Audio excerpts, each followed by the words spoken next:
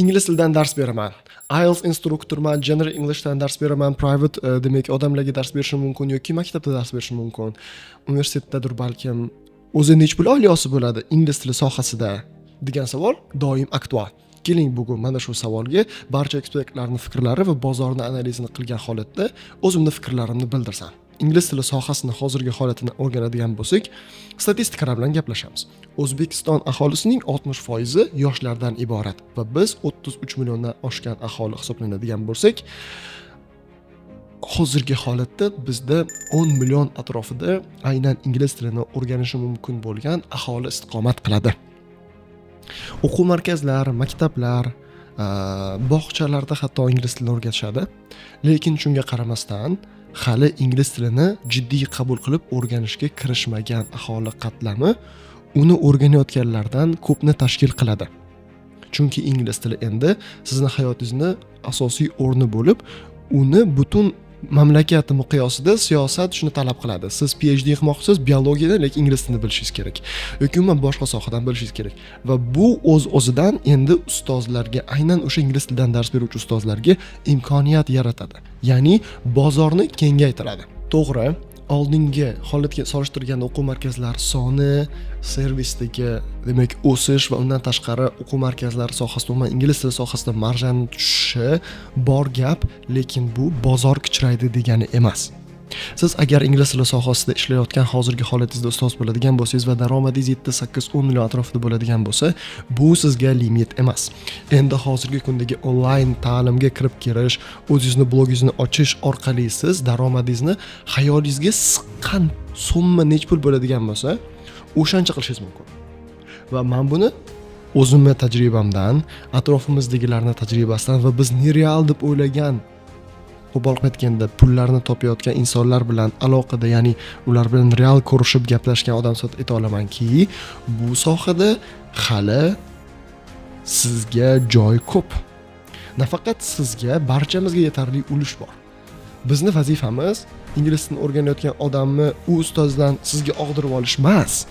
Hali ingliz tilini o'rganishi kerak-ku, lekin hali ham boshlamayotganlarni qaratish va ularni o'rgatish haqida o'ylaydigan bo'lsangiz, sizda endi imkoniyatlar yana ham kengayadi. Endi keling shunchaki nimalarni gapirmaydi, mazkur statistikalar bilan chiroyli qilib tushuntirishga harakat qiling, to'g'rimi?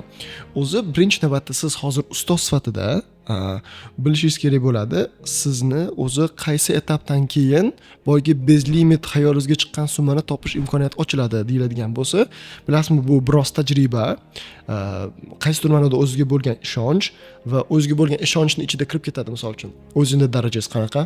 O'quvchilaringiz rezultat qilganmi? O'quvchilaringizni sizga berayotgan feedbacklari qanaqa deganda, shoxchalar ketadi.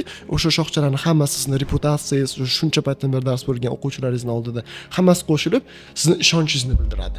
Ya'ni o'zingizga bo'lgan ishonchingiz qanchalik yuqori ekanligini tushunapsiz?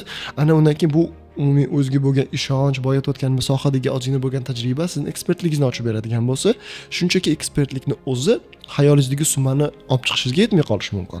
Ekspertligingizdan tashqari endi siz qilishingiz kerak bo'ladigan narsa, aytaylik, sizni produktingiz bo'lishi va bu produktni boshqalardan qaysidir ma'noda farqli jihati bo'lish kerakligi talab qilinadi. Misol uchun, hozirgi kundagi onlayn bozordagi eng krutoy ustozlarni ko'radigan bo'lsangiz, sotuvlar eng krutoy bo'layotganlarni ko'rsangiz, ularni o'ziga xos jihatlari bor, siz va biz va butun auditoriya yaxshi ko'radigan. Sizni odamlar nega yaxshi ko'rish kerak? Sizdan nimaga sotib olish kerak degan savolga javobni topganingizda muammo yechiladi. Lekin gap javobda emas, gap savolda. Chunki to'g'ri berilgan savollar sizga to'g'ri yo'lni, to'g'ri yechimni olib boradi. Shuning uchun men sizga hozir bera oladigan praktik yechim savollar berishingiz kerak. Lekin birinchi navbatda bilasizmi, miyamizda blok bor ekan. Bu blok haqida endi aynan blok deganda ustozlar teachingda yurgan aytaylik tajribasi bor. Mana 8 tajribam bor. O'quvchilarim rezultatim qotdi, lekin men hali ham o'sha qotib qolgan puldaman. Nima qilishim kerak Mirjalol? Mana o'zingcha shunaqa deyapsan, qattan bu gapni aytayotsan deydigan bo'lsangiz, men sizga aytaman, qarang. Birinchi navbatda mana ustoz sifatida siz videoni ko'rar ekansiz, istalgan sohada biror bir narsani dokonsa qilish uchun sizda doim subconscious mindda savollar bo'ladi-da. Bu birinchi savol o'zi shu sohada bu aytayotgan boyagi unlimited sumni topish imkoni bormi degan savol beriladi. Keyin javobda da eplasa bo'ladi desa, keyingi savol. Okay, uni kim bilan qilish mumkin? Ya'ni mana shu gapirayotgan odamga ishonsa bo'ladimi deysiz? Ya'ni men gapiryapman-ku, to'g'rimi? Bu savol bo'ladi va bu savoldan filtrdan o'tsangiz, meni kimligimni bilmoqchi bo'ladigan bo'lsa, Telegram kanallarimiz bor, pastda umuman mahimli ma'lumotlarni bo'lishingiz mumkin. Ya'ni shu haqida gapirishga arziydigan odammanmi yo'qmi? Va buni bilganingizdan keyin uchinchi masala bo'ladi. Bu uchinchi masala endi o'sha sohada shu summani topsa bo'lar ekan, ya'ni imkoni bor ekan, uni mana shu odam gapiryapti, ishonsa ham bo'lar ekan, xo'p, men qila olmaymanmi deb so'raysiz. Ko'pchiligimiz mana shu 3-savolda yiqilamiz. Men qila olmayman degan paytda yo'q, qila olmaysan san deb yuborasiz. Chunki qila olmaysan san deb yuborishning asosiy sababi siz shu paytgacha urinib ko'rmaganligingizda katta ehtimol bilan. Va odatda bizani shunchaki kutish eng katta xatoimiz bo'lib chiqadi. Nimaga kutish xatoimiz bo'lib chiqadi deydigan bo'lsangiz, siz aytasizki, mana oddiy birinchi ustozlarning qilish kerak bo'lgan etapda bu o'zini ustida ishlashi, rivojlanishi, tezroq ingliz tili darajasini ko'tarishi. Ko'pchiligimiz anchadan beri dars berib kelishimizga qaramasdan IELTSimiz darajamizdan qoniqmaymiz. Agar siz qoniqayotgan bo'lganingizda bu videoga kirishdan maqsad shunchaki qani Mirjalol nimani gapiribdi deb o'tiribsiz, lekin odatda siz kirib shu videoni ko'ryapsizmi, demak sizni darajangiz hali o'zini qoniqtirmaydi. Shunchaki ustida ishlang. Sizdagi proficiency levelni qanchalik yuqori ekanligi to'g'ridan-to'g'ri dars jarayonida o'zingizga bo'lgan boyitib o'tgan ishonchingizni oshirishga yordam beradi.